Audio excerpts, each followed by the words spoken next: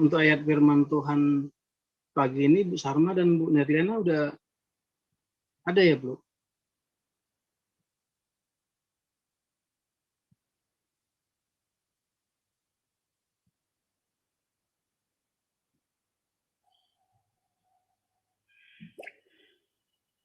Ada Pak Gindo. Oh iya. Uh-uh.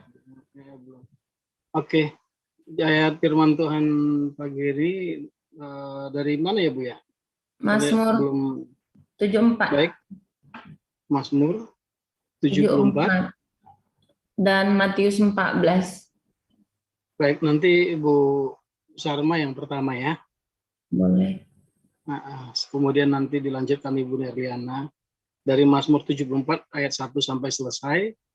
Kemudian nanti dari Matius satu lagi Matius 4 ya, 14. 14 ayat 1 sampai selesai, nanti Ibu dilanjutkan oleh Ibu Neriana. Silakan Bu Sarma. Baik, Shalom Pak Gindo, Shalom Bapak Ibu semua yang ada di live Zoom dan yang di YouTube. Pagi ini kita akan mendengarkan kebenaran firman Tuhan. Saya akan membacakan dari Mazmur 74. Beginilah firman Tuhan. Mengapa, ya Allah, Kau buang kami untuk seterusnya? Mengapa menyala murkamu terhadap kambing domba gembalaanmu? Ingatlah akan umatmu yang telah kau peroleh pada zaman purbakala, yang kau tebus menjadi bangsa milikmu sendiri. Ingatlah akan gunung Sion yang engkau diami. Ringankanlah langkahmu ke tempat yang rusak terus-menerus. Segala-galanya telah dimusnahkan musuh di tempat kudus. Lawan-lawanmu mengaum di tempat pertemuanmu, dan telah mendirikan panji-panji mereka sebagai tanda. Kelihatannya seperti orang mengayunkan tinggi-tinggi sebuah kapak kepada kayu-kayuan yang lebat, dan sekarang ukir-ukirannya seluruhnya dipalu mereka dengan kapak dan beliung. Mereka menyulut tempat kudusmu dengan api. Mereka menajiskan tempat kediaman namamu sampai pada tanah. Mereka berkata dalam hatinya, baiklah kita menindas mereka semuanya. Mereka membakar segala tempat pertemuan Allah di negeri. Tanda-tanda kami tidak kami lihat, tidak ada lagi nabi. Dan tidak ada di antara kami yang mengetahui berapa lama lagi. Berapa lama lagi, ya Allah, lawan itu mencela, dan musuh menista namamu terus-menerus. Mengapa engkau menarik kembali tanganmu, menaruh tangan kananmu di dada? Namun engkau, ya Allah, adalah Rajaku dari zaman purbakala, yang melakukan penyelamatan di atas bumi. Engkau yang membelah laut dengan kekuatanmu, yang memecahkan kepala ular-ular naga di atas muka air. Engkaulah yang meremukkan kepala-kepala lewiatan, yang memberikannya menjadi makanan penghuni-penghuni padang belantara. Engkaulah yang membelah mata air dan sungai. Engkaulah yang mengeringkan sungai-sungai yang selalu mengalir. Punyamulah siang, punyamu jugalah malam. Engkaulah yang menaruh benda penerang dan matahari. Engkau yang menetapkan segala batas bumi, musim kemarau dan musim hujan, engkaulah yang membuatnya. Ingatlah ini, musuh mencela ya Tuhan, dan bangsa yang bebal itu menista namamu. Janganlah berikan nyawa merpatimu kepada binatang liar. Janganlah lupakan terus-menerus nyawa orang-orangmu yang tertindas. Pandanglah kepada perjanjian, sebab tempat-tempat gelap di bumi penuh sarang-sarang kekerasan. Janganlah biarkan orang yang terinjak-injak kembali dengan kena noda. Biarlah orang sengsara dan orang miskin memuji-muji namamu. Bangunlah, ya Allah, lakukanlah perjuanganmu. Ingatlah akan celah kepadamu dari pihak orang bebal sepanjang hari. Janganlah lupa suara lawanmu, deru orang-orang yang bangkit melawan engkau, yang terus-menerus makin keras.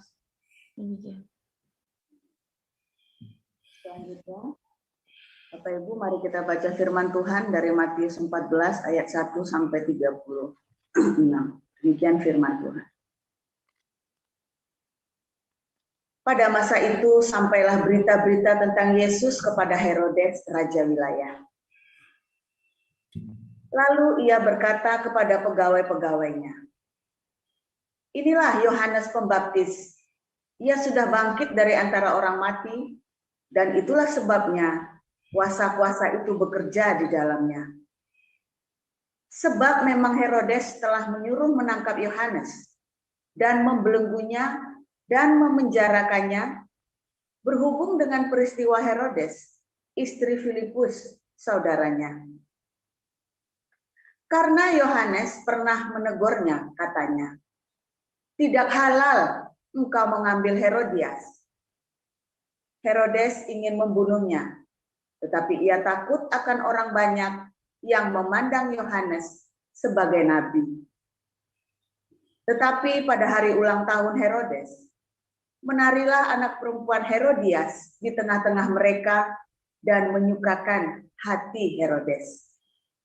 Sehingga Herodes bersumpah akan memberikan kepadanya apa saja yang dimintanya.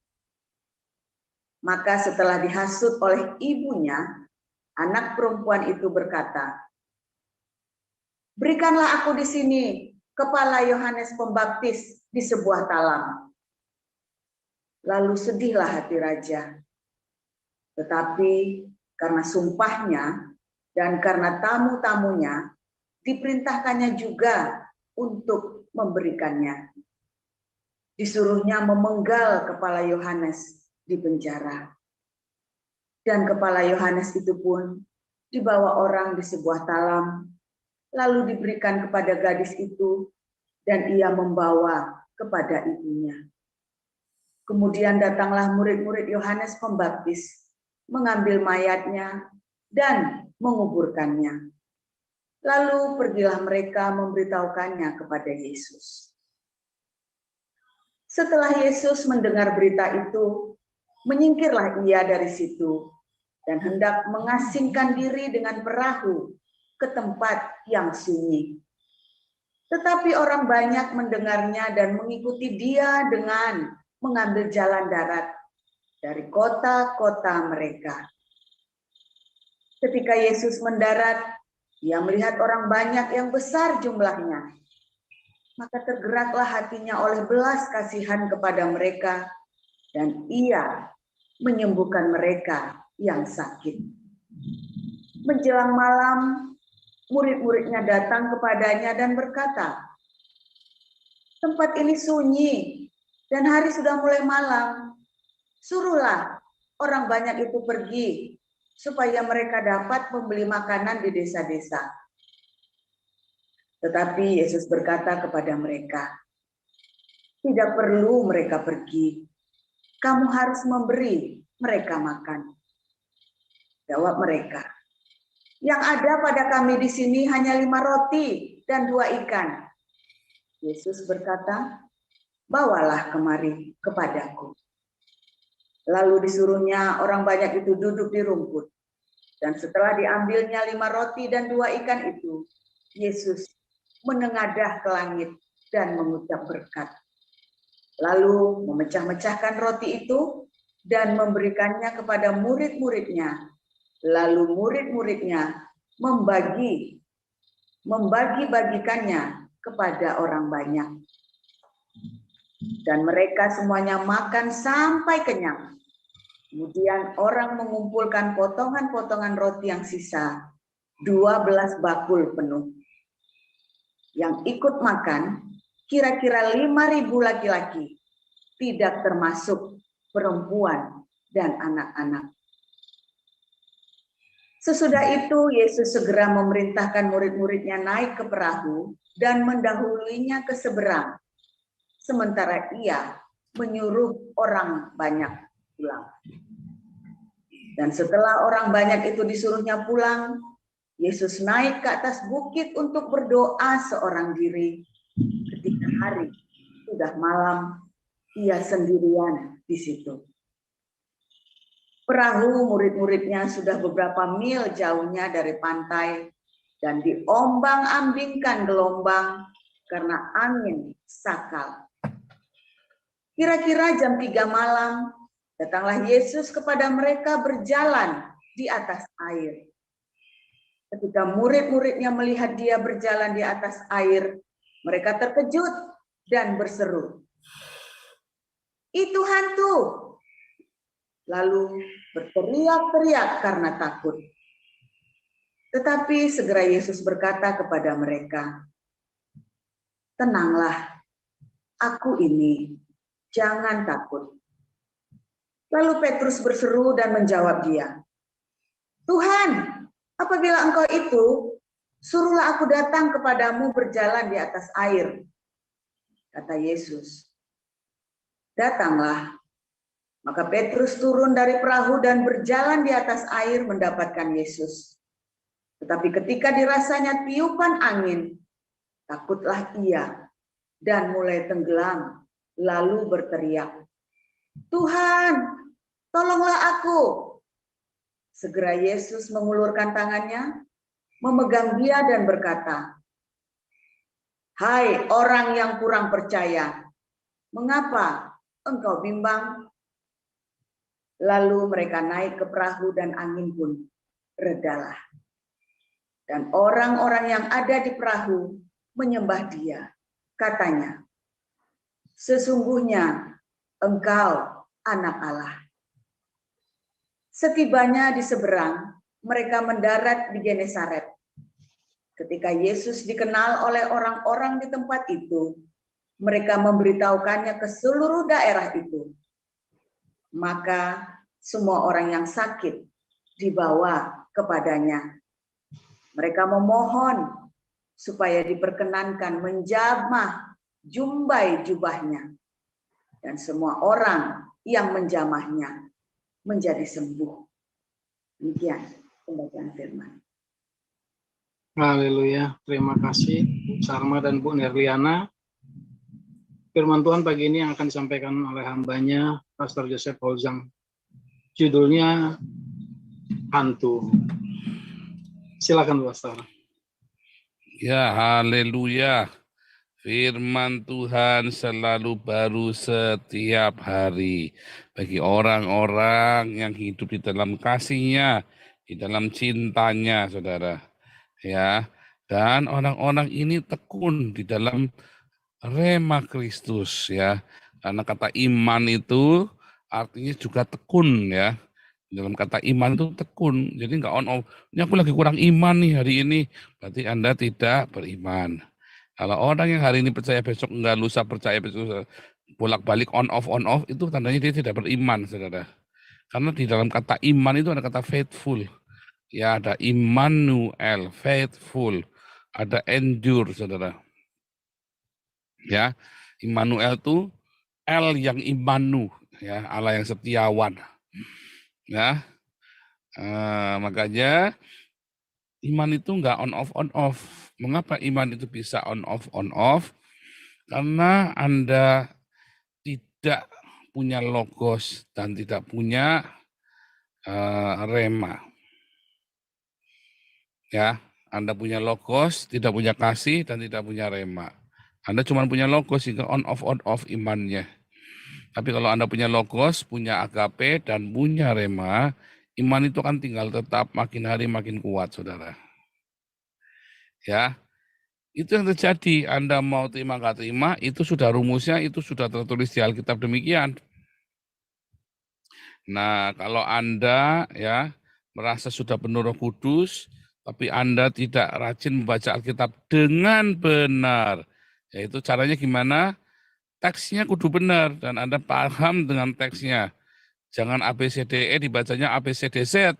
Nah, tulisannya ABCDE, tapi Anda bisa bacanya ABCDZ. Entah dari mana pikiran Z-nya itu, ya pokoknya bisa masuk begitu aja, padahal tulisannya ABCDE. Kayak kemarin ya, Bapak yang kemarin itu yang ada di YouTube-nya kita kemarin hari Minggu.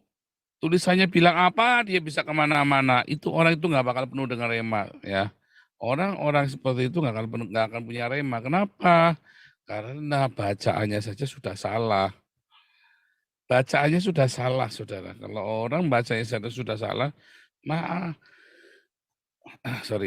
apalagi tafsirannya, saudara. Ya, kalau bacanya sudah salah, apalagi tafsirannya mumet, saudara. Ya, bacanya sudah salah, apalagi tafsirannya. Maka dari itu, bacaannya kudu benar, ya. Makanya ikut kelas evangelis ya, ini diundur ya, karena tanggal 7 Agustus kita mulai hari Senin jam 7, ya, saudara. Nah, sama ya, Anda kalau di dalam Mazmur tadi ya, bahwa Tuhan itu yang memiliki terang dan gelap.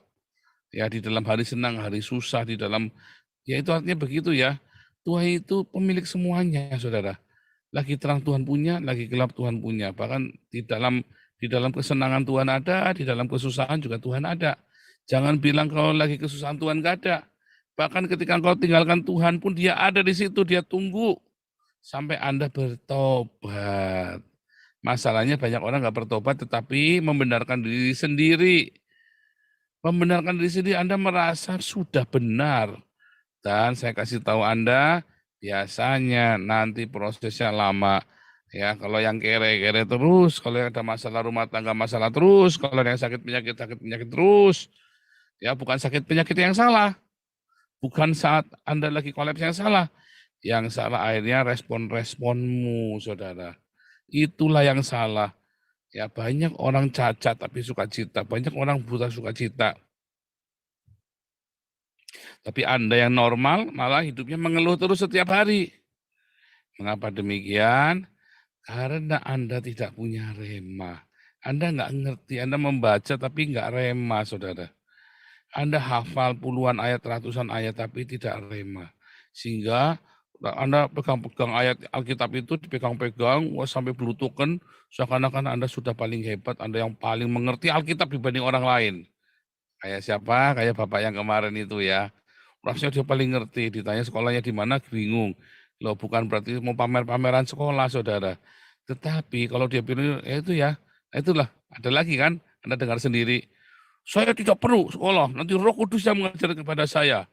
Apa yang mau diajarkan kalau tidak ada yang diinputkan, saudara. Ya, nggak akan bisa, saudara. Bahkan Paulus pun, dia minta tolong Lukas untuk menuliskan Injil itu supaya dia bisa baca.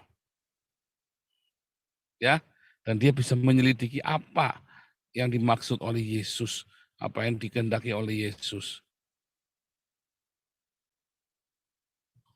Gitu ya saudara. Makanya akhirnya di dalam masa-masa badai pencobaan, Anda tidak melihat pertolongan Tuhan. Karena Anda tidak mengenal remanya, Anda tahu teorinya, tapi Anda tidak tahu bagaimana teori itu bekerja di dalam prakteknya. Karena tidak punya rema. Gitu saudara. Sehingga di dalam badai pencobaan engkau tidak melihat pertolongan Tuhan. Malah lihatnya apa? Lihatnya semua susah, bikin susah, semua ngelihatnya hantu. Di dalam badai pencobaan Anda nggak akan melihat Tuhan, lihatnya hantu. Padahal Tuhan mengulurkan tangannya. Tapi yang Anda lihat hantu.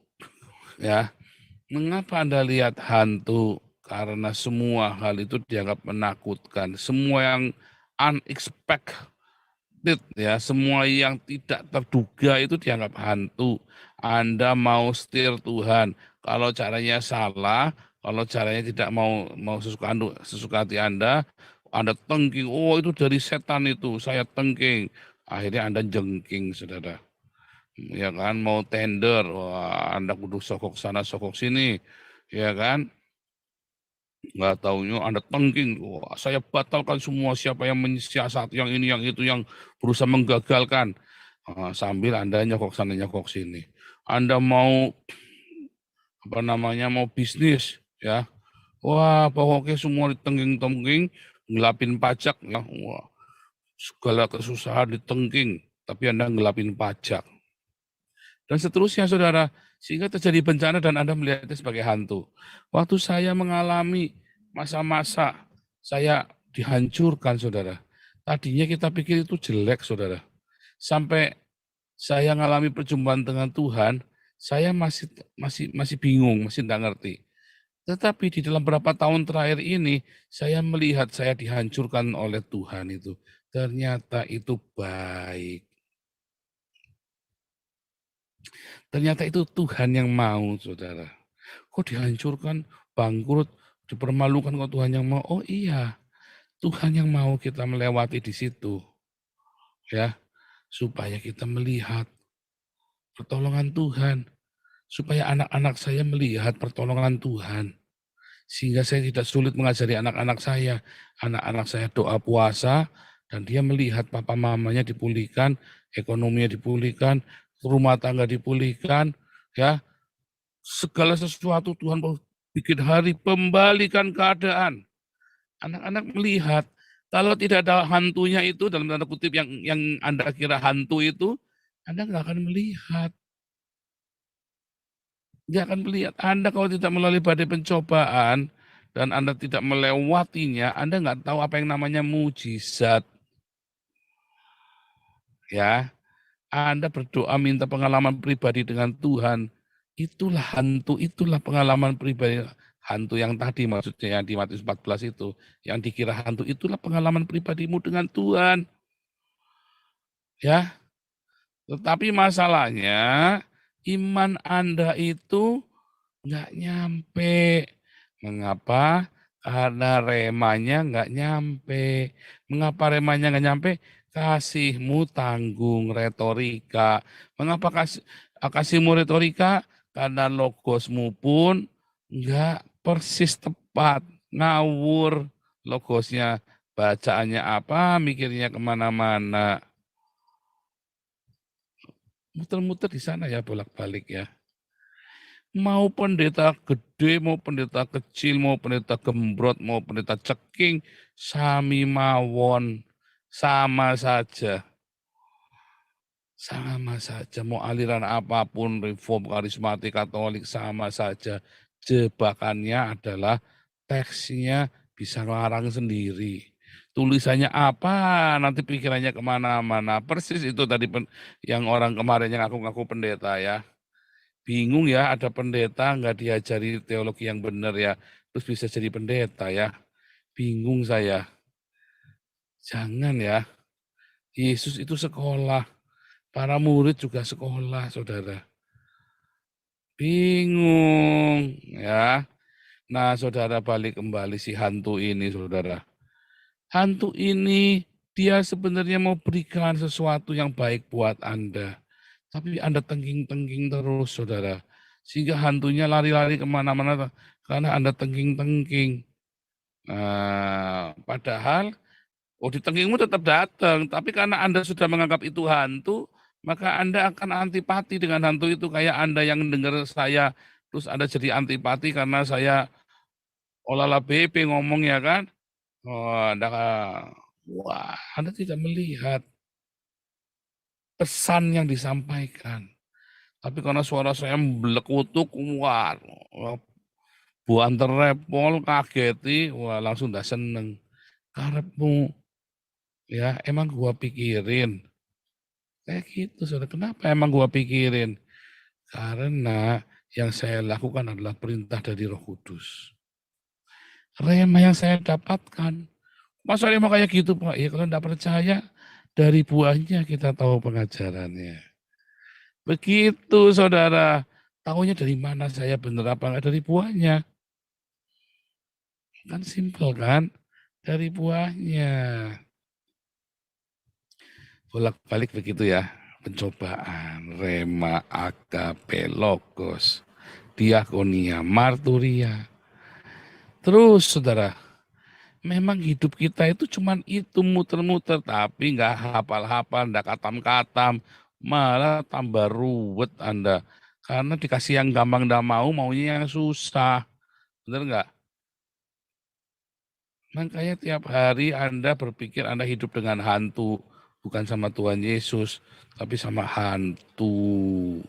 Ya, semua ya dianggap menyusahkan.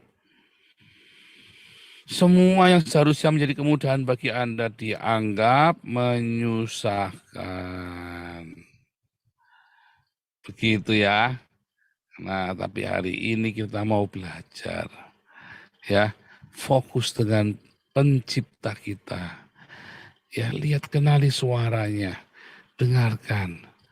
Ya, di masa-masamu di rumah, lagi kolaps, lagi sakit, itu adalah masa-masanya Anda mendengar suara Tuhan melalui rema dari logos yang sudah diberitakan.